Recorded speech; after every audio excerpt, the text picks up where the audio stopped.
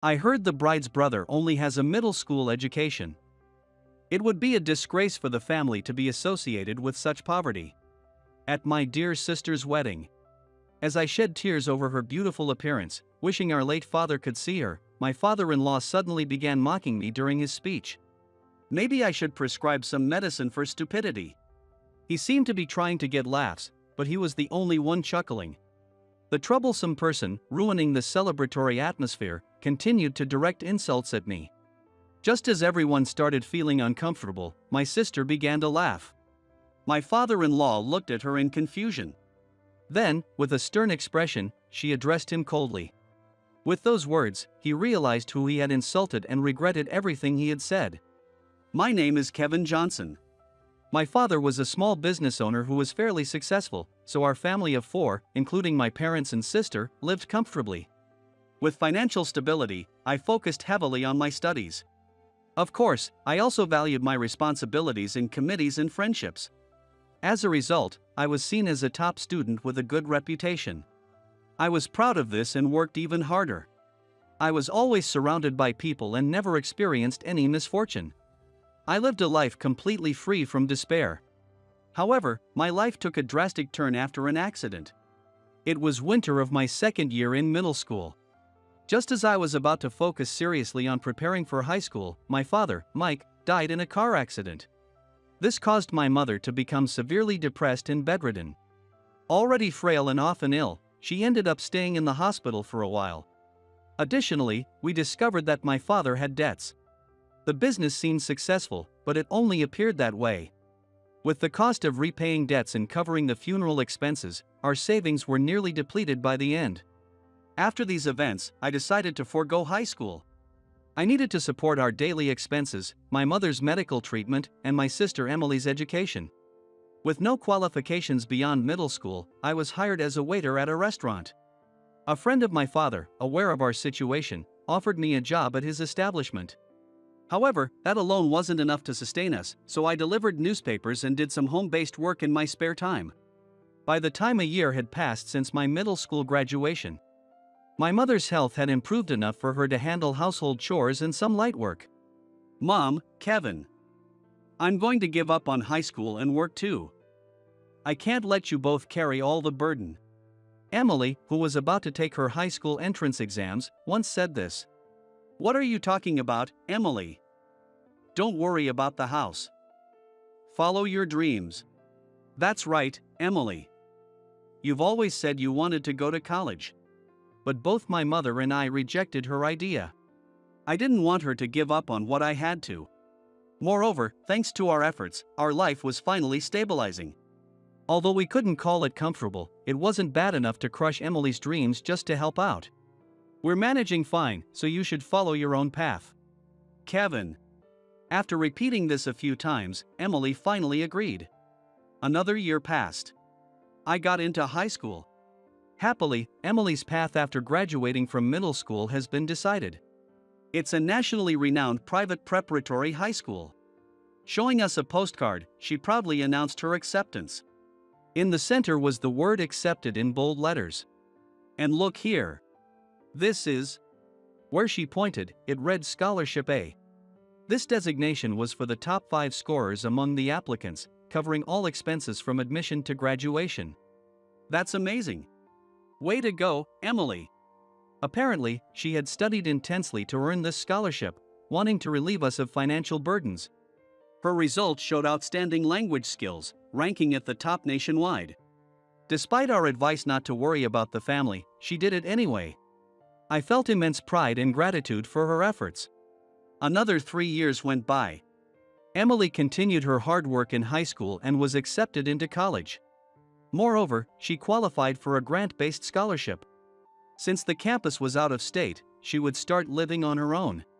While I felt a twinge of sadness, I wholeheartedly celebrated her new chapter.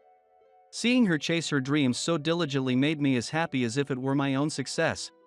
Time flies, and it's been a little over 4 years since Emily graduated from college. By that time, life had completely stabilized.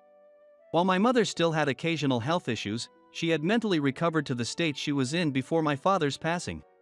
Emily, now a college graduate, worked in the secretary department of a major corporation.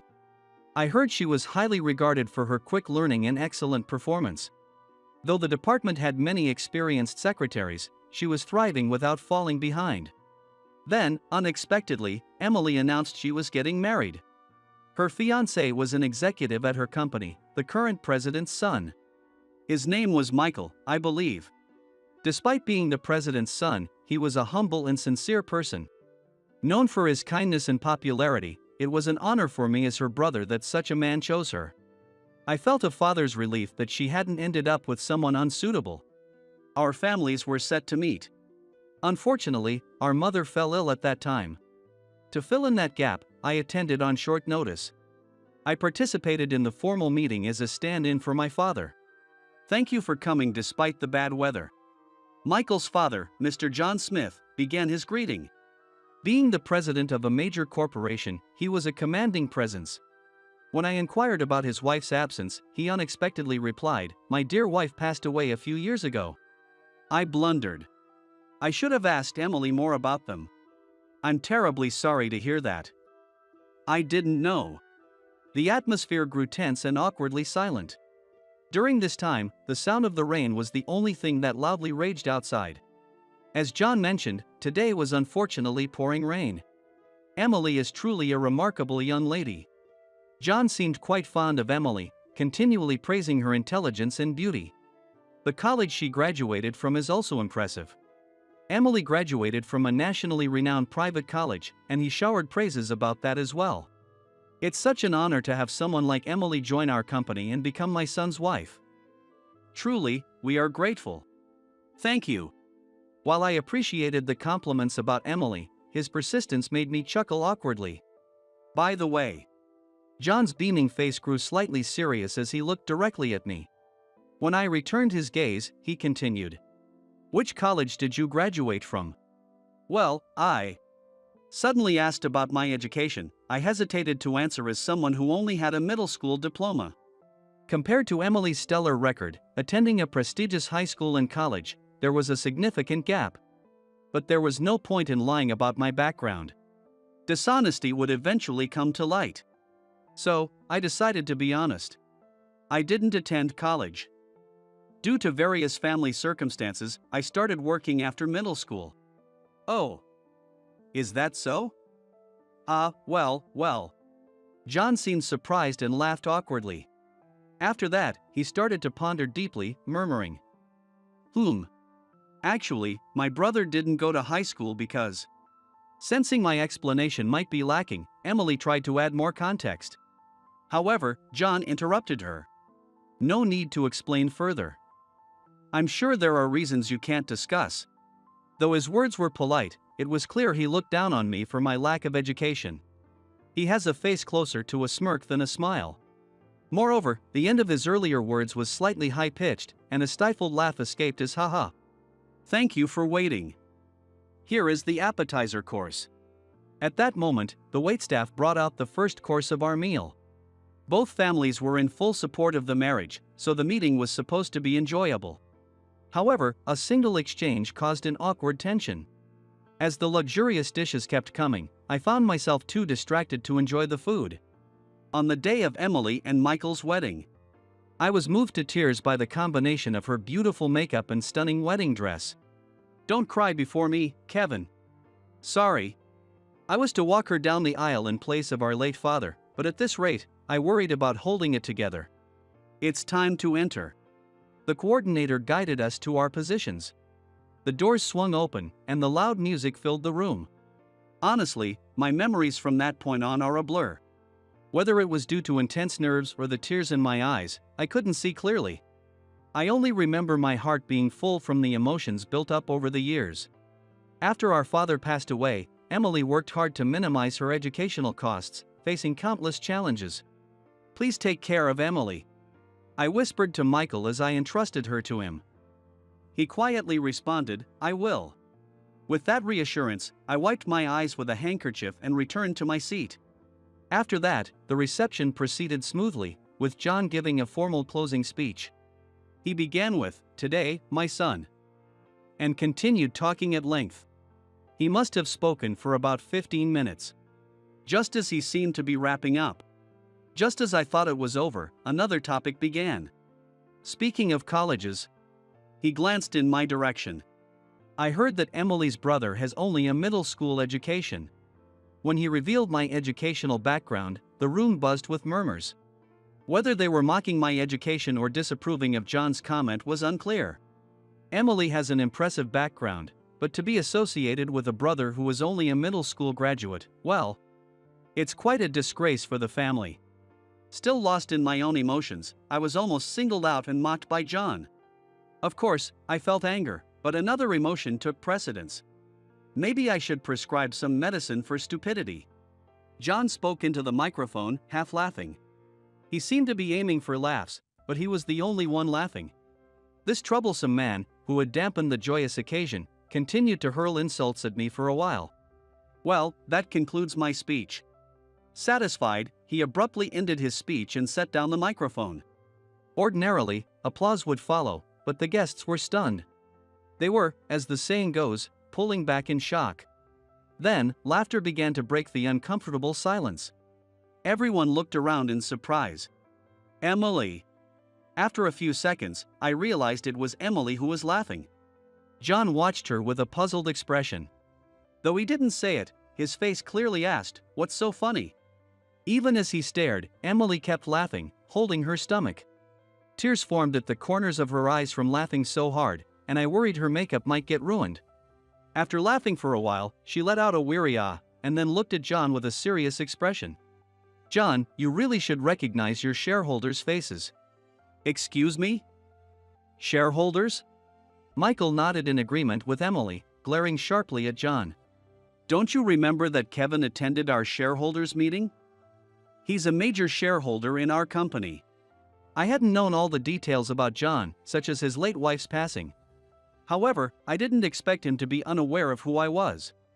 At the family introduction, I thought my introduction was merely formal. But to him, it was genuinely his first time meeting me. "What? What?" John could only respond with confusion. He seemed utterly flustered. "Well then." I stood up slowly and walked toward him. Emily's background is impressive, but what was that again? He was too shocked to speak. He must have realized, from Emily's words, who I was and what he had just done. My father had owned a substantial amount of stock. When he passed away, I was still in the 8th grade. I was too young to manage such investments. Thus, my mother became the official heir to the stocks. However, my mother wasn't in a good mental state at that time, so the inherited stocks remained untouched for a while. By the time Emily entered college, my mother's mental health had significantly improved. She finally had the capacity to consider the inherited stocks. Upon thorough examination, we discovered that most of the companies my father had invested in had grown substantially, providing us with more than enough to escape our precarious financial situation. Thanks to this, our lives stabilized, and my job at the restaurant was sufficient to cover our needs. During this period, I became interested in stocks and started investing our surplus funds, following in my father's footsteps. Slowly, I continued to increase our holdings, eventually becoming a major shareholder in John's company. Even though it was a company mentioned in my father's notes, looking back now, I think it was a very risky approach. I was saved because this company succeeded. "I'm disappointed in you, Dad." Michael addressed John, who stood trembling in shock. "I always respected you for growing our business as the president." "Michael." John began to shake, calling Michael's name as he snapped back to reality. "But not recognizing a major shareholder's face? That's unacceptable for a president. And before that, how could you insult someone like that? Especially a family member?" John, now tearful, muttered Michael's name repeatedly. "Sorry to say this, Dad, but you're the disgrace to the family." Michael strongly reprimanded him, using John's earlier words against him. John groaned, "Ugh," then looked at me resentfully with his paled face. "Why would a middle school graduate buy our company's stock?" Pointing weakly at me, he questioned. His question made no sense anymore. "Does one need a degree to buy stocks?" I replied in exasperation, causing John to blush and look down. If you must know, my father left notes indicating which stocks to buy. Ever heard of James Johnson? When I mentioned my father's name, John's face turned from red to ashen. He was in an accident. His trembling was severe. Seeing this, Michael called the staff to escort John away and declared the wedding over. There were 2 reasons I bought shares in John's company. 1, because Emily worked there. And 2, as I mentioned, it was recommended in my father's notes. Most of my father's stocks were in businesses of his associates. John's company was one of them, but I never imagined Emily would join it and marry Michael. Intrigued by this miraculous connection, I investigated further after the family meeting. I found several suspicious points. It seems my father and John were business partners. I said over the phone to Michael, sharing my findings. Yes, I remember the name James from when I was a kid. My father died when I was in 8th grade, and since Michael is the same age as Emily, he would have been in 6th grade then. My father's schedule book notes that on the day of the accident, he had a meeting with John.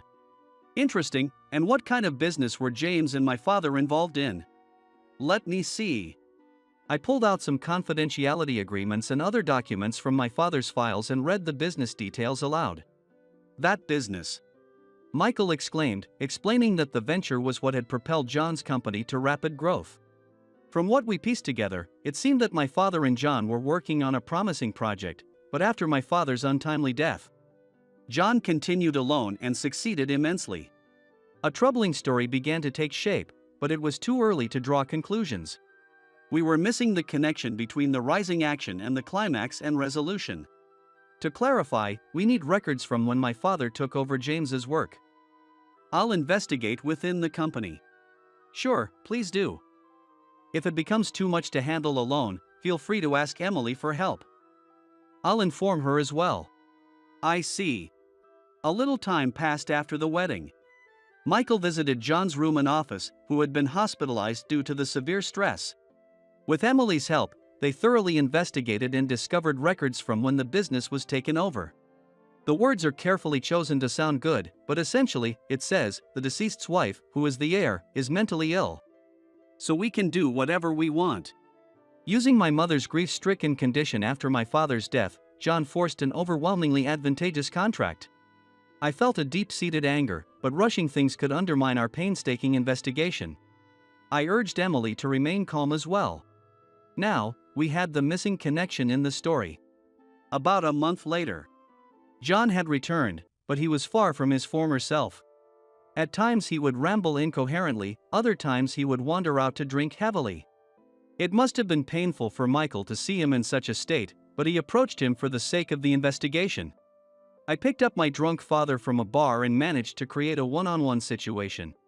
Michael informed me over the phone. He confessed, with a bizarre sense of pride, that he tampered with James's car brakes.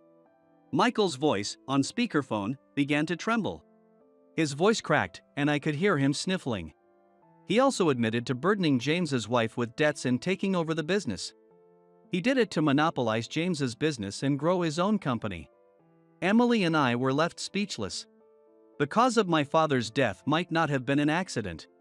It could have been an intentional act orchestrated by the despicable John. Even being confronted with such a possibility, anyone who could still speak fluently would be abnormal. Facing such a grim reality, we couldn't even cry. All we heard were Michael's sobs and apologies over the phone. But since my father's death was nearly 10 years ago, there is no clear evidence that John deliberately tampered with the brakes to cause an accident. It's just something he mentioned when he was drunk. How could we hold him accountable? After much thought, I demanded his resignation as president, leveraging my position as a major shareholder. Even though he was Michael's father, his disgraceful behavior at a public event like the wedding had severely tarnished his reputation. As Michael mentioned, he had been neglecting his duties and was heavily dependent on alcohol. His credibility was already in shambles, and there was little opposition to his resignation. With Michael's support, another executive was promoted to president. After that, I focused on locating the mechanic who had worked on my father's car. Michael took a leave of absence to assist me. He repeatedly declared with strong determination, "I will settle my father's old scores." I genuinely thought he was cool. At the same time, I felt he would be a wonderful husband to whom I could confidently entrust Emily. 1 year after starting the investigation into John and my father. At such a pivotal moment, we finally succeeded in identifying the mechanic who had tampered with the brakes. He was a simple worker at a small, rural repair shop.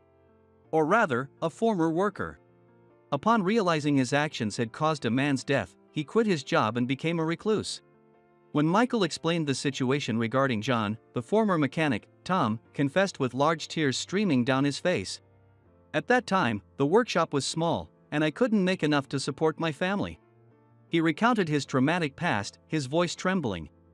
Then your father showed up with the blueprints. He asked me to modify the car as specified, promising a generous reward. As a mechanic, I knew the blueprints were suspicious. But I was blinded by the money. John's offered sum was staggering. I wrestled with guilt. Should I confess my crime? But I was terrified of being punished and even more of John's retaliation. I was utterly petrified. From the fear and guilt, he shut himself in his room. The wife and children he had wanted to protect left him, and he continued to live alone, barely getting by. He told us this in a voice barely above a whisper. Would you like to go to the police with us? I suggested to Tom, who was still trembling. Wanting to atone for his sins, he nodded vigorously, his eyes red from crying. Tom confessed to the police about the incident, no, the crime. He admitted he had been directed by John, took the money. Because of that, James left this world. All of it. Based on his testimony, John was taken in for questioning as a person of interest. After a thorough investigation into his actions and misconduct, John was officially arrested. Even though John was arrested, it wouldn't bring my father back. There was no sense of achievement, just an empty routine. One day, when I returned home, I noticed an unfamiliar luxury car parked in our driveway. Wondering what was going on, I entered the house to find Emily and Michael in the living room. My mother was serving coffee, and it seemed their visit and my return happened almost simultaneously. I'm sorry for dropping by unannounced. Sorry for the sudden visit without any notice. I don't mind, but what's the occasion? You both seem very formal. Both were dressed in formal attire for some reason. Actually, there's something I need to discuss with you, Kevin.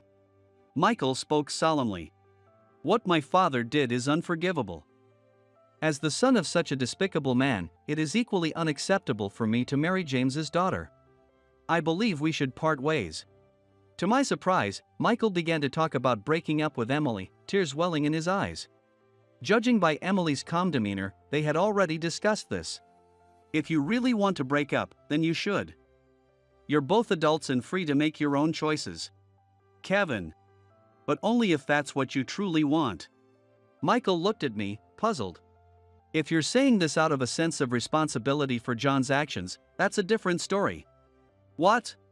Michael's eyes widened at my words. The responsibility for what John did lies with him. You were just a child then. You don't bear that burden. So, instead, I have a request. I asked Michael. Ignoring his confusion, I continued. If your feelings for Emily haven't changed, could you please make her happy? Kevin. You're right. My feelings haven't changed. I still want to be with Emily with all my heart. When I looked up, Michael was crying as he spoke. Emily, sitting beside him, was hiding her face in her hands, blushing. Emily, are you okay with this? Yes, thank you, Kevin. Their emotions seemed to spread, making me feel a bit embarrassed too. To cover it up, we all laughed together for a while, including my mother. The sun was setting, painting the sky a deep orange. Hearing a few crows cawing, I stood before my father's grave and put my hands together in prayer. Long time no see, Dad.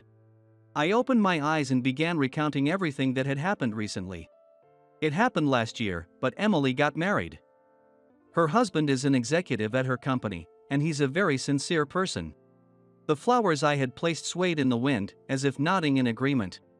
It seemed that my father was pleased with Emily's happiness. I then briefly mentioned the man named John, who had once been my father's business partner. But don't worry, Dad. The man who deceived you has been brought to justice.